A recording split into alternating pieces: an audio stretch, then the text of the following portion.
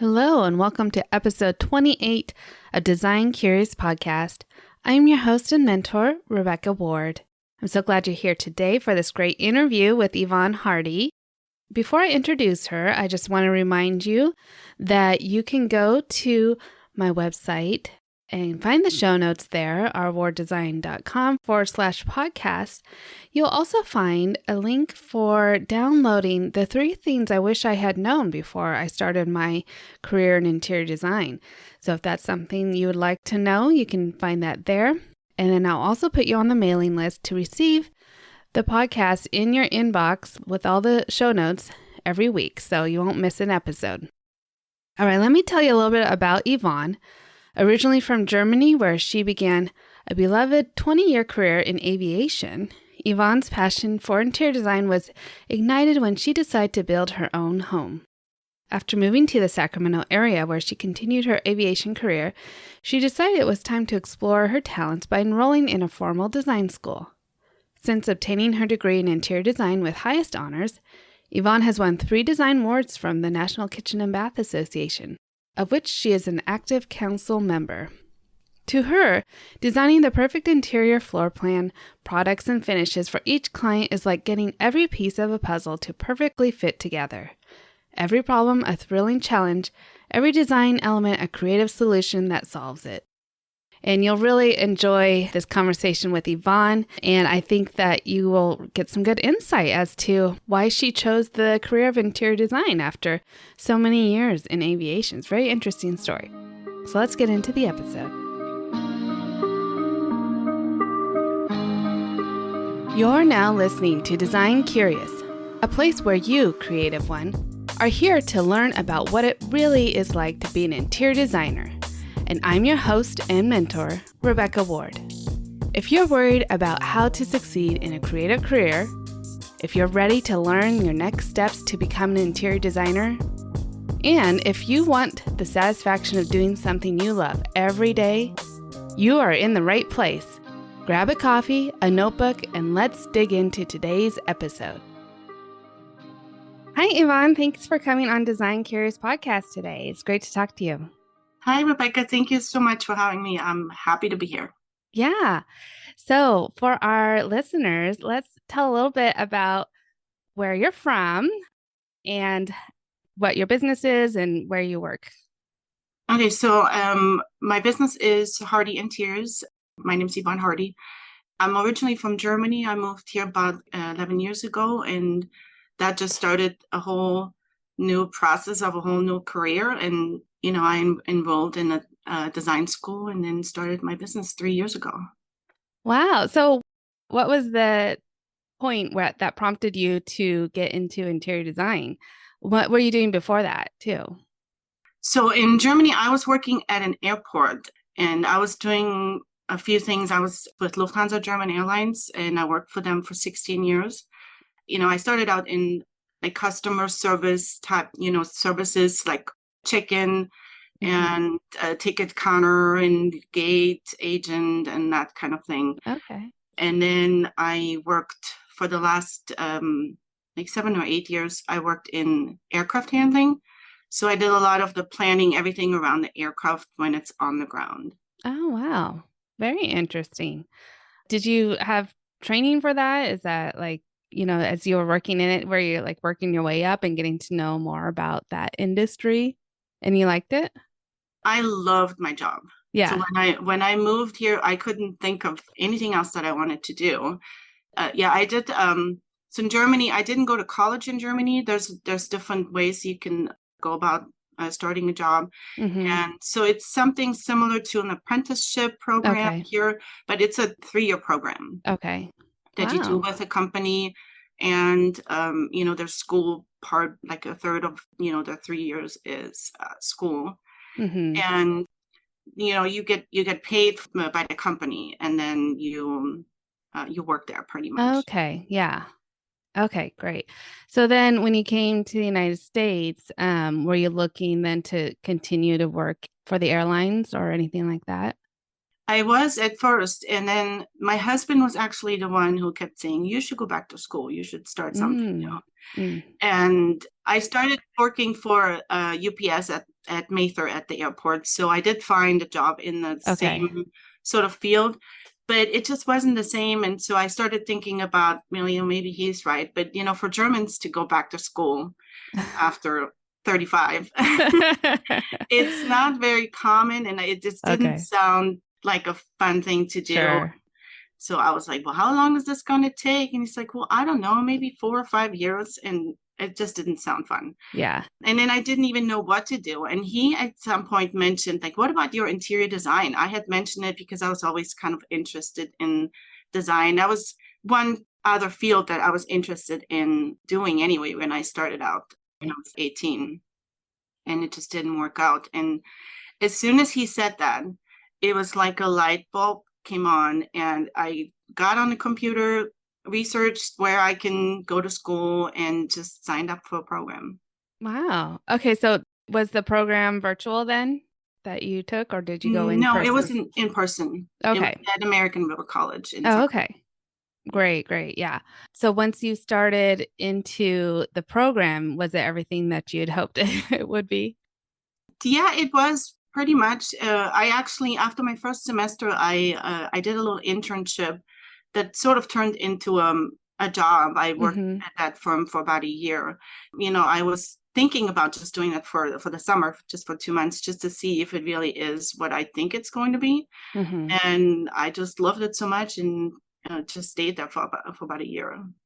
Okay. Okay. So were there any other factors contributing to the impetus of going into interior design that in your personal life that you were working on?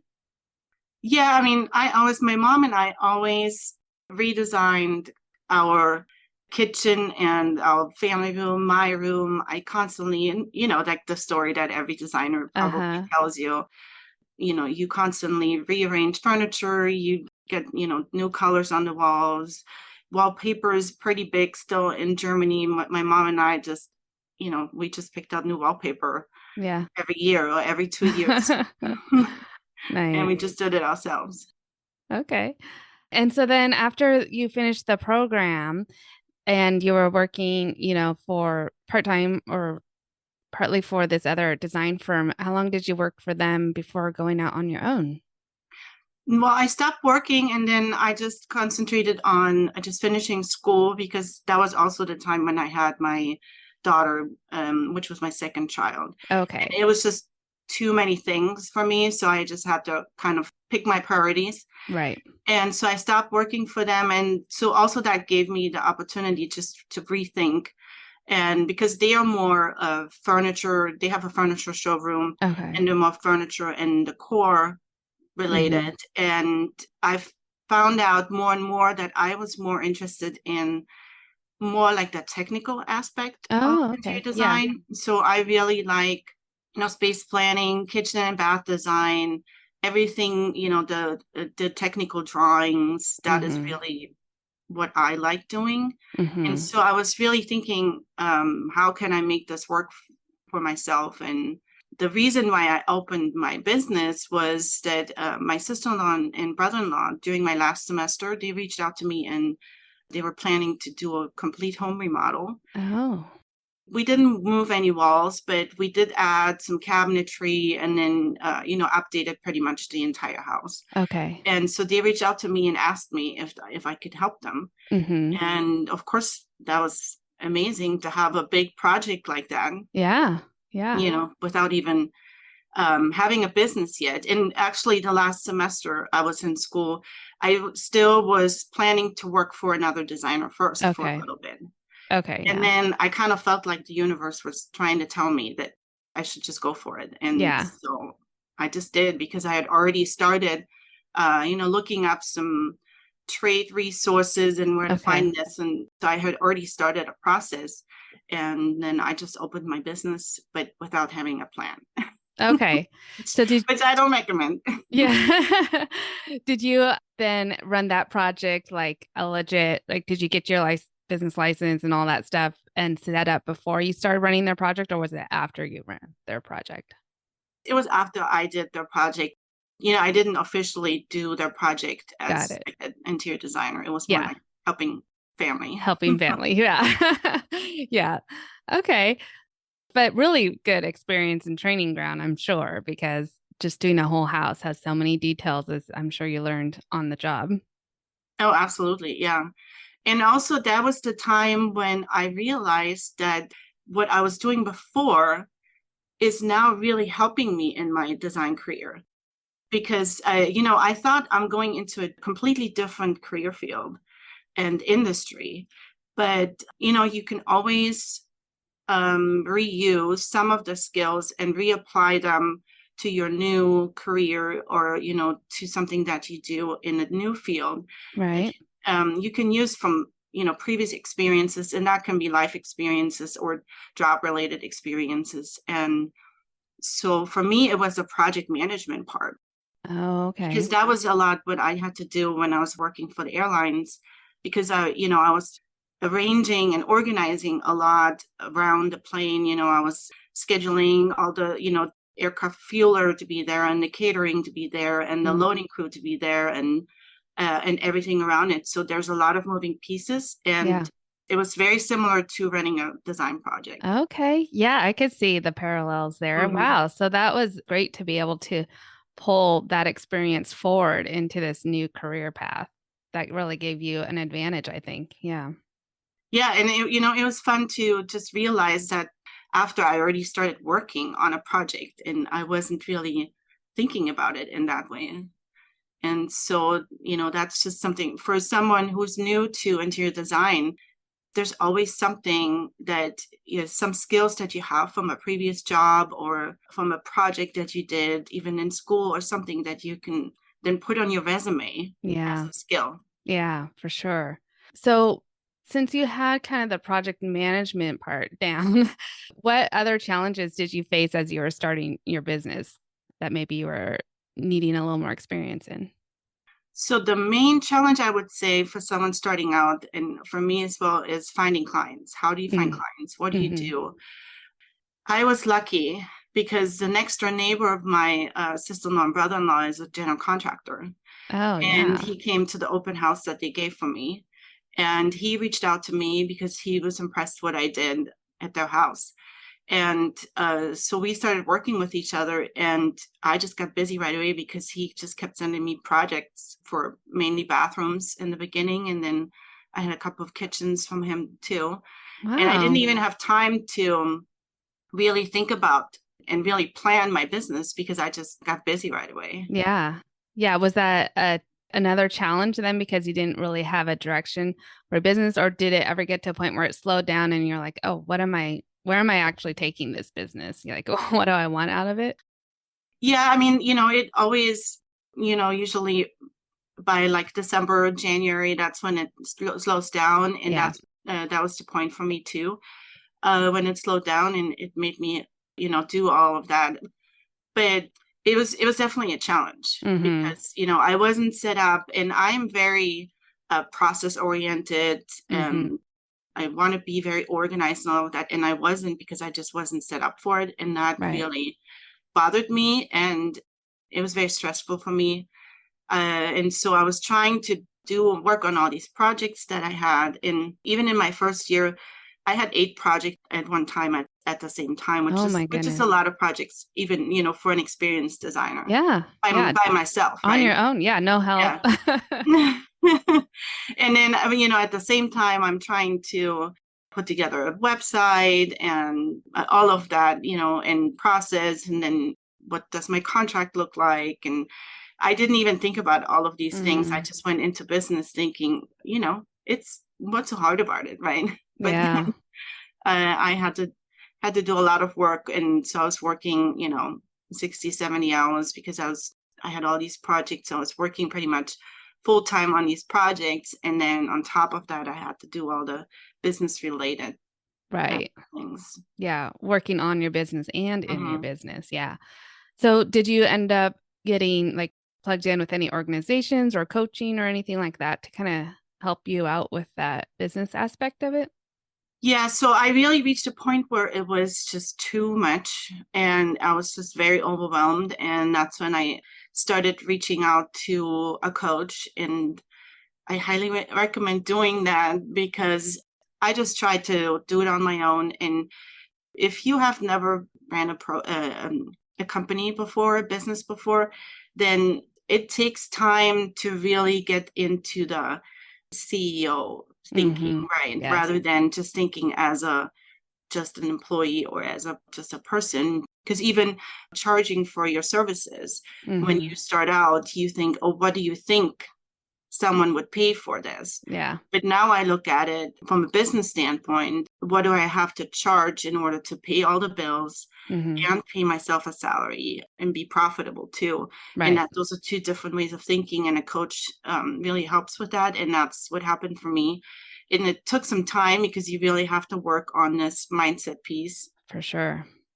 So I pretty much, once I started working with a coach, I also kind of started getting projects on my own. So I now have, like, I would say 90% of the projects I do right now are my own projects. And I Mm-hmm. still work with a contractor Mm-hmm. occasionally, but like the first year was almost 100%, him feeding me Mm-hmm. projects. And now I'm finding projects on my own.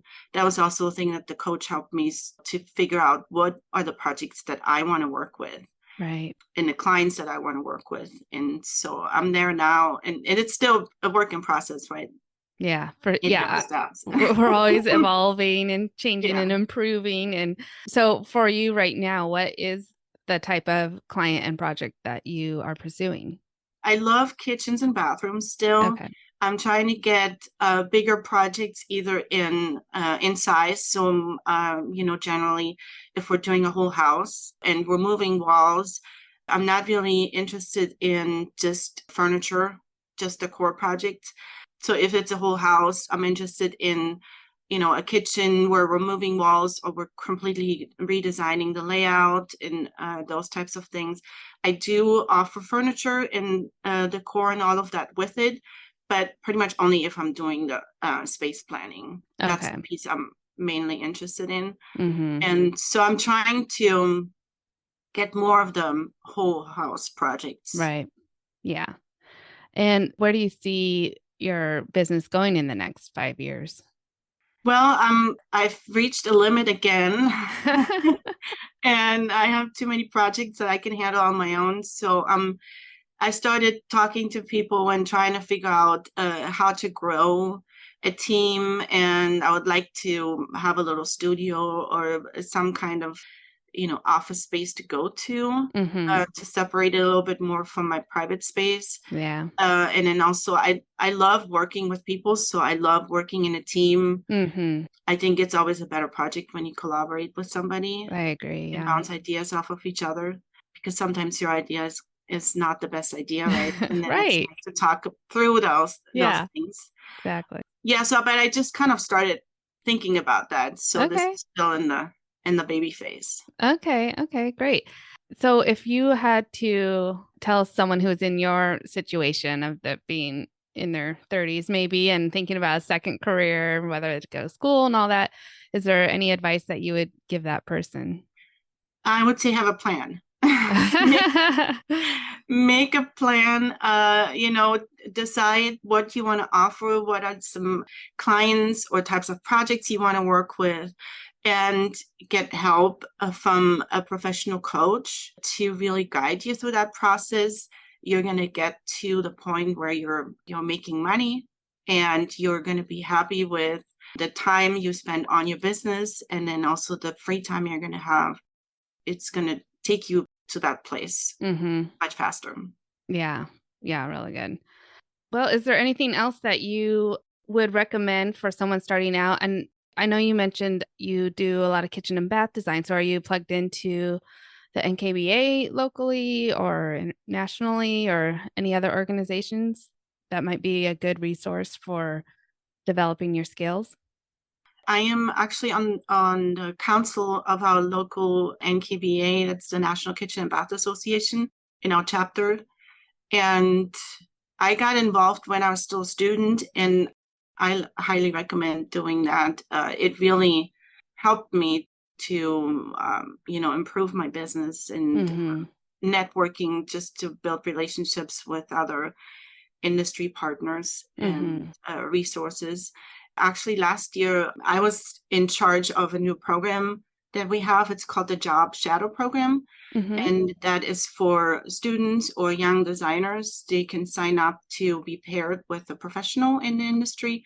That can be a designer, a showroom, a sales rep, whatever you're interested in. Maybe a contractor if you want to see that part of the job. Yeah. And then we pair you up with someone like that. And then you can just shadow someone a day or two, maybe up to a week. And you Mm-hmm. just see if you can even look two different ones. So you can look into different fields and figure out if that's something you want to pursue. Wow, that's a great program, great opportunity.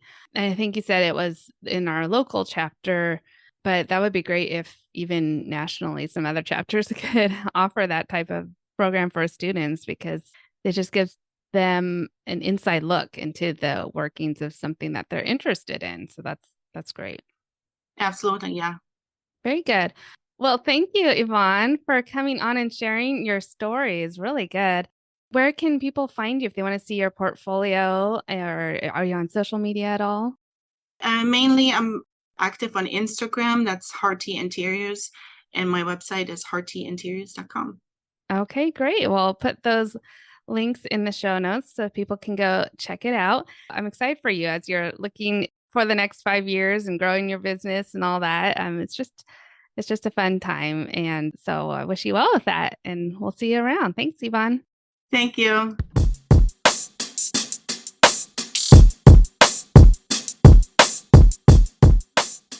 All right. So there you have it from Yvonne.